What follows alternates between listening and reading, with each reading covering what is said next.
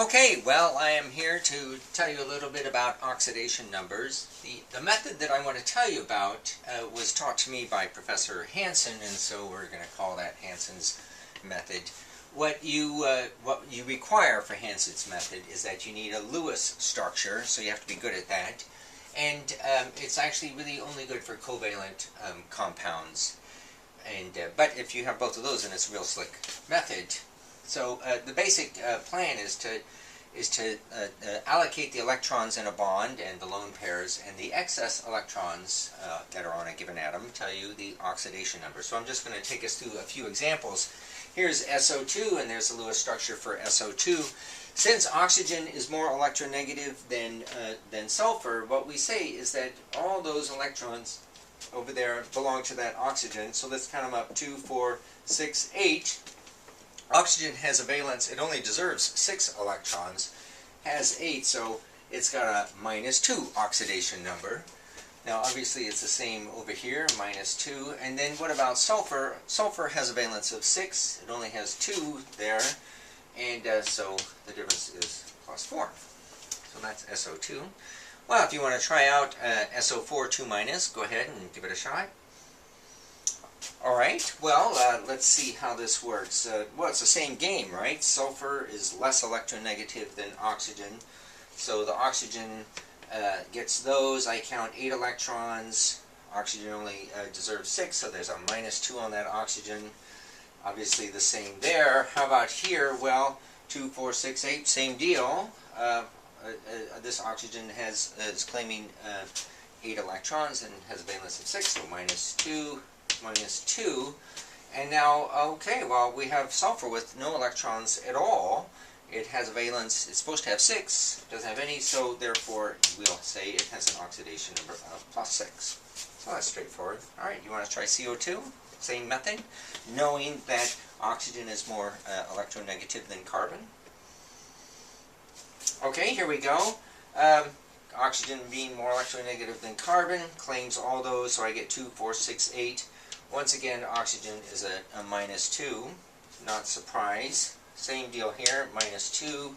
Carbon has a valence of 4, deserves 4, has none, so that must be a +4.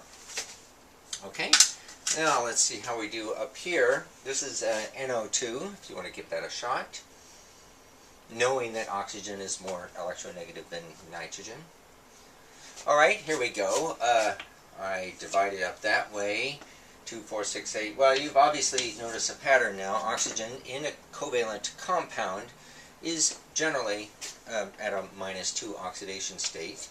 Same thing here, right? 2, 4, 6, 8. Only deserves 6, -2.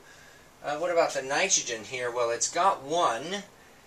It's got a valence of 5, so that means it's missing 4 electrons +4. Alright, let's see if you want to... This one's a bit tricky because I've got 2 nitrogens next to each other. Obviously they have the same electronegativity, so they will share those electrons, if you want to give that one a shot. Alright, well, I'll do the easy part first. There's oxygen next to a nitrogen. 2, 4, 6, 8. Oxygen only deserves 6, so once again we got a -2. Now, how about this nitrogen? Well, I don't know, we'll start with this one. That nitrogen has 1, 2, and then because it's bonded to another nitrogen, we count 3, 4, 5. So 1 electron of each of those bonds goes to that nitrogen. So nitrogen has a valence of 5. It's got 5, so it has an oxidation number of 0. What about this nitrogen? It only has 3 electrons, half of each one of those pairs, deserves 5, so it's got a +2. Okay, so there's only one more on our list. Nitric acid.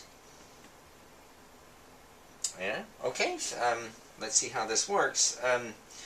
Oxygen claims those electrons, those electrons, those electrons, and those electrons. Well, in every case, it's got 8 electrons around it. The oxygen, every one of these oxygens does. So we got -2, -2, and -2 on the oxygens. Let's see, this hydrogen doesn't have any electrons around it, so it's +1. And let's see, this nitrogen also doesn't have any electrons around it, so I think that means it's +5, because it deserves 5, it doesn't have any. And there we go. That's Hanson's method for assigning oxidation numbers.